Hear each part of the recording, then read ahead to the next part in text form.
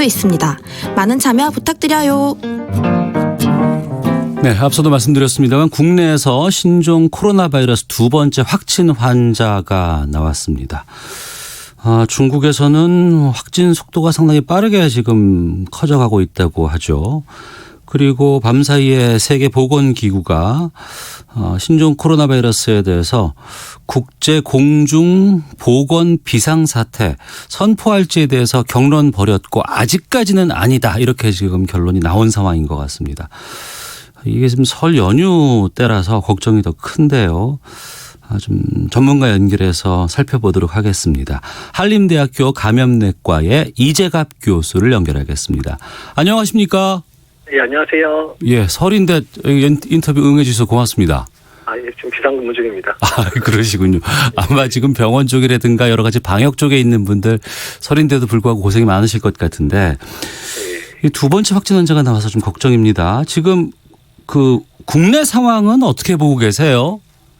일단 국내 상황은 아직까지는 이제 중국 우한이나 이제 후베이성에서 유입되는 이제 분들 중에 이제 증상이 있고 이런 분들을 빨리 이제 확인해서 격리하고 치료하는 형태로 이제 운영을 되고 있고요. 예. 이제 다만 이제 저희가 좀 우려하는 건 중국에서 지금 확진자가 확 늘어나고 있고 또한 확진자가 진단된 지역이 사실 거의 중국 전역으로 확대되고 있는 상황이어서 그러니까 우한을 넘어서서 전역으로 지금 확산되는 거라면서요? 예, 그러니까 이제 근데 이제 대부분 이제 중국에서 얘기하기는 다 우한 다녀온 사람에서 걸린 거다 이렇게 얘기를 하고 있는데, 네. 다만 일부 사례 중에서 이제 지역 사회 내 친밀한 접촉 가족에서 전파됐다고는 하는데, 예. 일단 이제 추가 환자들이 한두 명씩은 나오고 있어요. 다른 지역에서. 그래서 혹시나 저희가 제일 걱정하는 거는 한국이랑 교류가 많은 이제 지역에서 이제 지역 사회 내에서 환자가 이제 늘어나는 상황이 된다 그러면. 네. 그러면 중국에서 들어올 수 있는 사람 숫자가 확 늘어날 수도 있잖아요. 네. 그러니까 지금 우한이야 일주일에 한 1,600명 들어온다 그러는데 지금은 이제 비행기도 차단돼서 아무도 못 오고 있는 상황이 돼버렸지만 예. 만약에 예를 들면 상하이나 베이징 이런 데서 환자가 확산되고 있고 국내에 만약에 환자들이 들어오기 시작한다 그러면은 꽤 많은 수의 환자들이 진단될 수도 있기 때문에 그런 우려가 없는지에 대해서 방역당국도 그렇고 지금 감염병 전문가들도 다 중국의 추이를 열심히 좀 살펴보고 있습니다. 예. 그러니까 우리나라보다도 중국에서 우리나라로 올까봐 걱정이 되는 건데 현재로 네. 봤을 때 보건당국의 방역 체계는 지금 잘 되고 있다고 판단하세요? 상당히 2015년 메르스 때에 비해서는 비교도 못할 정도로 좀 상당히 괜찮고요. 왜냐하면 첫 번째 환자는 아예 공항에서 확인돼서 이제 유송이 돼가지고 진단을 받았고요. 예. 일단 이번에 오늘 진단된 두 번째 환자 같은 경우는 공항을 지날 때는 증상이 좀 애매하긴 했지만 그래도 환자분의 증상이 애매해서 아예 능동감시 대상자를 지정을 해서 계속 연락을 하던 중에 환자의 증상이 악화되면서 바로 확인돼서 격리되고 진단이 됐거든요. 예. 일단은 공항의 검역 단계에서만 벌써 2명의 환자가 진단된 것만으로도 우리나라의 그런 이제 대처 능력, 특히 검역소의 능력이라든지 이런 부분들은 많이 개선됐다고 보이고요. 예. 또 당시에 메르스 때 여러 병원들에서 환자가 이제 진단되지 않은 상태로 입원해 있다 여러 명의 의료진과 환자들 보호자들이 감염됐던 적이 있었기 때문에 병원들 나름 이제 이런 환자들이 왔을 때 선별해서 어떻게 진료하나 이런 부분들 많이 연습을 하고 있었긴 했거든요. 그래서 일단은 이제 유입돼서 오는 환자 숫자 정도는 이제 우리가 메르스 수준 정도로 좀 표현한다면 이제 감당이 가능할 거는 같은데요. 다만 이제 지역 사회 내에서 만약 확산되는 상황, 그러니까 어쨌든 중국에서 이제 우한이나 이런 데서 확진된 사람이 국내에 들어왔는데 잘 진단이 안 된 상태로 지역사회 내에서 여러 명의 환자가 발생되는 상황이 발생되고 대규모 발생이 된다 그러면 그런 부분은 준비가 경험해 본 적이 없는 상황들이 되니까 그런 이제 혹시나 이제 파국의 상황들이 올 상황까지 대비해서 지금부터 준비는 좀 해놔야 되지 않을까 이렇게 의견을 좀 나누고는 있습니다. 예. 애초에 우한 폐렴 뉴스 나올 때는 국제 뉴스로 다루기도 했었습니다. 이게 중국만의 문제로 생각을 했었는데 이게 태국이라든가 싱가포르, 일본, 우리나라, 타이완, 미국에서도 감염 환자가 나왔다고 하는데 이번에 세계보건기구가 경론을 벌였다고는 합니다만 이 국제보건 비상사태로까지 선포하지는 않았거든요. 이건 어떻게 보세요? 사실 이제 비상상태 선포의 기준 자체가요. 그러니까 WHO에서 가나라는 지역을 전 세계 6개를 권역을 나누고 있는데 적어도 2개 권역에서 동시에 이제 환자가 확산되는, 지역 사회는 확산이 되는 정도까지가 가야 이제 비상상태를 선포하기는 합니다.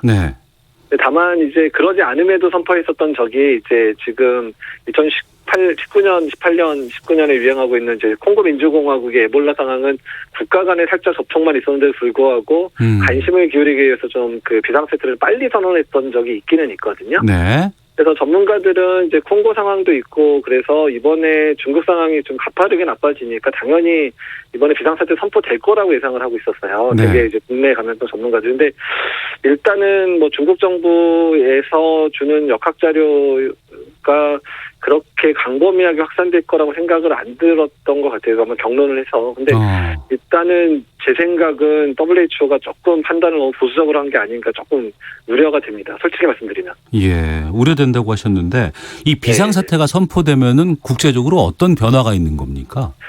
사실 이제 비상사태가 선포되더라도 사실 각국의 방역 상태는 각국의 이제 상황에 따라서 조정이 되기 때문에 네. 아주 큰 변화가 있지는 않지만 다만 WHO가 그게 지정을 하게 되면 전 세계가 이제 관심을 기울이게 되고 예. 모든 협력과 그다음에 감염병 정보의 전달이라든지 이런 것들이 좀 더 원활하게 이루어질 수 있는 측면들이 있습니다. 예. 그래서 이제 우리나라 입장에서는 중국의 정보들이 가끔은 좀 늦게 전달되거나 구체적이지 않게 전달되는데 이제 폐기기 선포, 그러니까 비상 선포되면 그런 정보들을 WHO에서 아주 적극적으로 중국 정부랑 상의해서 정보를 얻어내기 때문에 이번에 이제 회의를 열면서도 그 오픈된 정보가 상당히 많았거든요. 네. 이번 회의를 통해서. 그래서 저희는 오히려 비상상태가 선포되고 WHO가 더 주도적으로 개입을 했어야 되는 게 아닌가라는 좀 아쉬움이 있습니다. 네.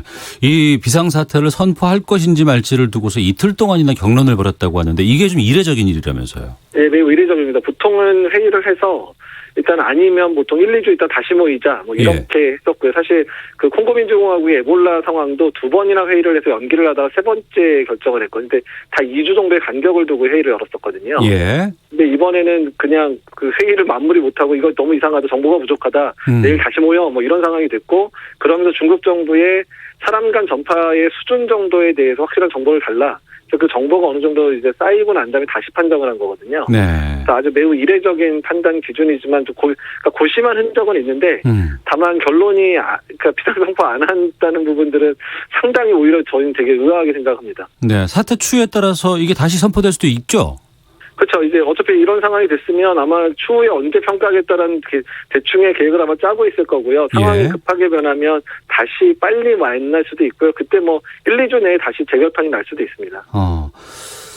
중국 쪽 상황이 중요할 것 같은데 네. 지금 이 신종 코로나 바이러스로 25명이 사망을 했고 830명이 감염됐다고 밝혔다고 하는데 이 추세가 좀 빠른 거 아닌가요? 상당히 빠르죠. 그러니까 제 사스 같은 경우보다도 좀 상당히 빠른 상황들이고, 또 저희가 이제 생각하고 있는데 중국이 이제 우한뿐만 아니라 후베이 전체를 지금 이제 전체 점진적으로 좀 차단하고 도시가 늘어나고 있거든요. 네네. 그렇다는 얘기는 중국 내에서 더 많은 환자들이 발생하고 있을 것 같고, 아마 진단 능력이나 입원할 수 있는 부분들이 좀 부족하기도 시작할 것 같아서 일부 환자들 같은 경우에는 진단이 좀 빨리 안 되는 경우도 있을 것 같아서 더 많은 숫자가 되올 수 있고 사실 어제까지 의심 환자가 100여 명 정도만이라고 그러니까 확진 환자 400여 명에 의심 환자 100명으로 떴는데 오늘 아침 보니까 이미 850명 확진 환자 늘었고요. 1000명 이상이 의심 환자로 이제 등록이 돼서 지금 검사 결과를 기다리고 있더라고요. 그 상황이면 내일이면 만약에 그 1000명 중에서 반만 진단돼도 보면 1000명이 1300명, 1500명씩으로 지금 환자가 늘어날 수도 있는 상황이니까 상황이 중국 상황이 지금 저희 생각보다는 아주 가파르게 나빠지고 있다고 볼 수 있을 것 같습니다. 네. 글쎄요. 좀 민감한 질문일 수는 있겠습니다만 좀 여쭤볼게요. 중국이 이런 바이러스라든가 방역, 통제 같은 것들 원활하게 할 수 있는가 지금 능력 같은 것들이 잘 갖춰져 있는지 궁금하거든요. 그러니까 사실 2003년에 사스 때에 비해서는 진단 능력이나 이런 부분들은 상당히 개선이 된 거거든요. 왜냐하면 이제 확진 환자 나오고 나서 거의 한 달 이내에 어떤 바이러스인지도 알아냈고 진단 방법도 자체 내에 세팅을 했고 이런 상황을 봐서는 예전에보다는 훨씬 더 이제 능력이 많이 좋아지긴 했지만 다만 이런 상황 자체가 되게 이례적인 상황들이거든요. 신종 바이러스가 유행을 하고 거기에 환자가 극히 늘어나고 이런 상황이라면 사실 어느 나라도 초반에 대응하기가 쉽지는 않은 상황이거든요. 네. 예, 사실 우리나라도 만약에 비슷한 상황이 벌어졌으면 아주 어수선한 상황이 2, 3주 이상 초래될 가능성이 높잖아요. 사실 뭔지도 모르는 사람들이 감염돼서 사망하고 이런 상황들 보면. 그래서 일단은 초기에 그런 신종감염병 때문에 생기는 혼란스러운 상황들을 거의 한 달을 거치다가 이제 조금 이제 잡아가려고 하는 상황이니까 이제 제대로 하려고 그러는데 너무 환자가 증가되다 보니까 행정력이 이제 잘 안 미치는 것 같고 그러다 보니까 어쩔 수 없이 이제 도시 폐쇄라는 아주 강수. 우리나라에서는 전혀 시도하기도 어려운 상황들을 이제 사회주의 국가니까 시도를 한 거거든요. 그러면 이 신종 코로나 바이러스, 신종이기 때문에 치료제라든가 백신이 없다고 합니다. 얼마나 심각한 거예요, 이 바이러스가? 일단은 새로운 거기 때문에, 그러니까 이 바이러스에 대해서 우리가 알고 있는 게 많지 않다라는 게 가장 이제 우리로 하여금 두려움을 주는 부분들인 거죠. 예. 네, 하지만 이제 저희가 이제 비슷한 계열의 코로나 바이러스인 사스나 메르스 경험들을 우리나라 전 세계가 다 가지고 있잖아요. 네네. 그래서 이제 메르스나 사스 때 사용했었던 일부 약들이 효과를 보일 수도 있어서 중국에서 이미 사용한다는 보고들이 뉴스에 나오고 있더라고요. 예. 그래서 어떤 중증 환자는 이제 그런 치료들로 일단은 최대한 버텨야 되는 부분들이고, 다만 이제 메르스나 사스가 국소적으로 발생하고 메르스는 중동에서만 발생하고 아주 많은 우리나라 180명이지만 전 세계 인구에 비하면 정말 숫자가 적은 거잖아요. 네. 그러다 보니까 이제 백신이나 치료제를 개발한다고 한들 그게 경제성이 없다 보니까 제약회사들이 큰 관심을 안 가지고 있거든요.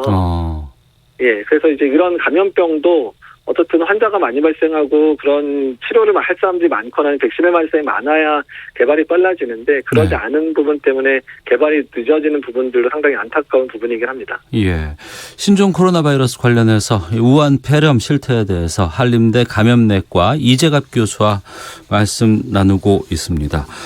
애초에 중국 우한 쪽에서 이게 시작됐다고 들었습니다. 중국 우한 쪽을 찾아보니까 이 우한에만 1,000만 명 정도의 시민들이 살고 계시고 우리 교민들도 상당수 계시는 것으로 알고 있습니다. 그런데 이 도시가 지금 대중교통이라든가 항공편, 열차 같은 것들 중단하는 조치까지 이루어졌다고 하는데 이렇게 도시 전체를 통제한 경우가 최근에 있었는지 이것은 효과가 어느 정도일지 좀 궁금하거든요. 그러니까 사실 이제 이게 20세기 이후에 감염병 유행에서 도시 전체를 차단했던 적은 제가 유례를 찾기 힘든 상황이에요. 그러니까 에볼라 때 일부 이제 도시들 몇 군데를 이제 차단까지는 아니어도 일단은 한 3, 4일 정도 이렇게 차단한 적이 있긴 있거든요. 에볼라 때 사우아프리카 2015년도에요. 네네. 그랬던 적이 있는데 그때는 이제 인구수가 많은 도시는 아니니까 아프리카의 도시들이. 근데 1,000만이 넘는 도시 그리고 후베이성까지 따지면 5천만이거든요. 그러면은 거의 우리나라 인구 숫자에 해당되는 그 성 하나에 대해서 엄청난 행정력을 동원하고 강제력을 동원하는 부분들이어서 아주 아주 이제 예가 없는 그런 상황으로 보인 상황입니다. 예. 통제 시기는 적절했다고 보세요? 그러니까 이게 통제를 말씀드리기가 참 어려운데 이게 통제를 해본 적이 없는 거죠. 전 세계적으로 이런 큰 도시를. 그러니까 상황이 맞는지를 판단하기가 정말 어려운 상황입니다. 이게. 근데 어쨌든 하려고 했으면 아예 조금 더 일찍 했으면 좋겠는데 그것도 사실은 중국 입장에서도 1,000만의 도시를 갑자기 차단하려면 이게 정말 심각하구나라고 느껴졌을 때 해야 되는 거니까. 그러니까 늦지 않게 된 건지는 잘 모르겠지만 하여간 다른 국가에서는 시도도 못한 걸 하고 있는 거긴 합니다. 네, 그만큼 좀 심각하게 보고 있다는 또 반증일 수도 있는 것 같은데. 네. 유튜브로 지금 듣고 계시는 배구만님께서 이번 폐렴이 중국의 박쥐 때문이라는 이야기 있던데 이게 사실인가요?라고 적어주셨는데 이게 박쥐에서 유래가 됐다 아니면 뱀 때문이다. 해산물 시장에서 이게 나왔다. 이런 얘기가 나오는데 어떻게 보세요? 그렇지만 이 부분들은 아직은 좀 연구가 필요한 부분이고요. 그러니까 중국 측 설명으로는 시장에서 이제 판매되고 있는 여러 가지 동물들을 가지고 검사를 했는데 시장 쪽에서 확인된 건 없다라고 얘기가 나오고 있고. 그러니까 지금 박쥐하고 뱀이라고 나온 이유는 그런 연구자 그룹들이 이번에 이제 염기 서열 분석이나 유전자 분석을 중국이 이 바이러스를 해서 공개를 했잖아요. 그래서 그러니까 뱀이나 박쥐에서 유행하는 코로나 바이러스하고 유전자 일치성을 분석을 해본 거예요. 그랬더니 뱀에서 유행하는 거랑 비슷하더라, 박쥐에서 유행하는 거랑 유전자 서열이 비슷하더라, 이 정도까지의 결과가 나온 거거든요. 그러니까 이제 정확한 부분들은 이제 실제로 이제 그런 동물에서 유행하는 바이러스랑 그다음에 이번에 이제 중국에서 걸린 환자들에서 점출되는 바이러스의 일치성에 대해서 직접 비교를 해야지 결론이 날 겁니다. 이전에 뭐 에볼라, 무슨 뭐 사스, 메르스 다 뭐 신종 바이러스라고 우리가 들었습니다. 그리고 이제 동물을 뭐 매개로 해서 이게 퍼진다라고 얘기를 하는데 이렇게 신종 바이러스들이 왜 계속 나오는 거예요? 그러니까 이제 이런 바이러스들이 동물 사이에서 유행하던 바이러스들이 다 사람한테 넘어온 케이스들입니다. 말씀하신 케이스가 전부 다 에볼라, 사스, 메르스 다 이번 신종 바이러스도 그런데, 그러니까 그 이유들이 이제 사람들이 환경을 파괴하면서 그러니까 그 동물들과 사람이 접촉할 일이 별로 없었던 상황에서 네. 접촉할 수 있는 이제 접점이 많이 늘어난 거죠. 그러니까 뭐 동물만 살던 그런 지역이 리조트가 된다든지 도시가 된다든지 이러면서 접촉을 해서 사람들이 경험하지 못했던 바이러스들이 사람과의 접촉이 늘어나고, 그러는 가운데서 바이러스들도 이제 살아남기 위해서 유전적 변이를 일으켜서 사람한테도 감염되는 형태로 이제 돌연변이 일으키는 상황이 발생을 하게 된 건데, 이거는 빈번한 접촉을 하게 되면 이제 가능해지는 거기 때문에 그런 그러니까 저희가 지금까지 노출되지 않았던 바이러스에 자주 노출될 만한 일들이 전 세계적으로 많이 일어나고 있다고 보시면 되는 겁니다. 네. 이번이 잘 통제가 된다고 하더라도 그러면은 다음에는 또 다른 신종 바이러스가 생길 수도 있겠네요.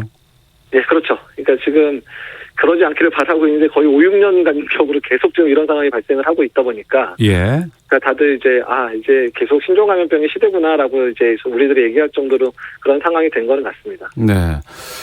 이 설 연휴 시기에 이게 지금 뉴스가 좀 많이 퍼지고 있는 상황이라서 불안하신 분들도 많이 계실 것 같고, 뭐 기차라든가 아니면 이 대중 장소에서 기침하시는 분들에 대해서 좀 시각도 좀 달리 가는 것 같은데, 어떤 부분들을 우리가 국내에서 관리해야 하고 또 조심해야 됩니까? 그러니까 뭐 아직까지는 국내 지역 사회 내에서 환자가 발생하는 상황은 아니니까 일단 중국의 발생 상황, 또 우리나라의 유입 환자들이 어떤 상황인지에 대한 정보를 적절히 청취하고 계신 게 되게 중요할 것 같고요. 또 중국에 여행을 가시는 분들은 중국의 발병 상황을 확인하면서 여행 계획을 뭐 조정하든지 취소하든지 이런 부분들을 이제 고려하셔야 될 상황들이 계속 오고 있는 상황들이고. 근데 다만 지금이 이제 인플루엔자 유행도 하고 있고 호흡기 바이러스가 유행이 정말 많은 시기거든요. 지금 감기 걸리신 분들도 많아요, 지금. 예. 그래서 사실은 어떻든 간에 호흡기 예절, 또 기침 예절이라고 하는데요. 증상 있는 분들이 되도록 집에 거주해 주시는 게 제일 가장 좋고, 불가피하게 이제 밖을 나가셔야 된다 그러면 마스크를 쓰고 다니는 게, 그거 사실 아주 기본적인 남을 위한 배려거든요.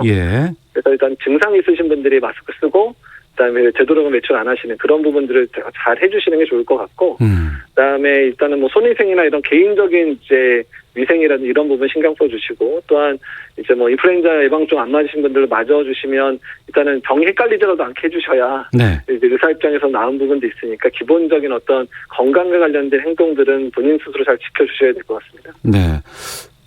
몸에 좀 이상이 있는 것 같다, 아니면 기침이 계속 나온다 이러면은 어떻게 해야 돼 그러면? 일단 뭐 이제 국내에서는 아직 유행하는 건 아니니까 일반 이제 해외 그러니까 중국에 특히 우한이나 후베이성 여행을 다녀오신 분이 아니라 그러면 일반적인 이제 진료를 받으시면 되는 거고요. 근데 이제 중국의 우한 또는 후베이성 또는 중국 뭐 이런 데 갔다가 증상이 있으면 일단은 의료기관들이 준비가 되지 않은 의료기관에 방문하시면 의료기관이 너무 당황할 수가 있습니다.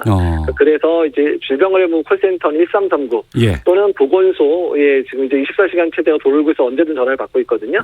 그래서 연락을 하셔서 거기서 이제 뭐 증상이 맞으니까 만약에 국가지원 격리병상으로 가야 된다 그러면 아예 앰뷸런스가 집 앞까지 오거든요.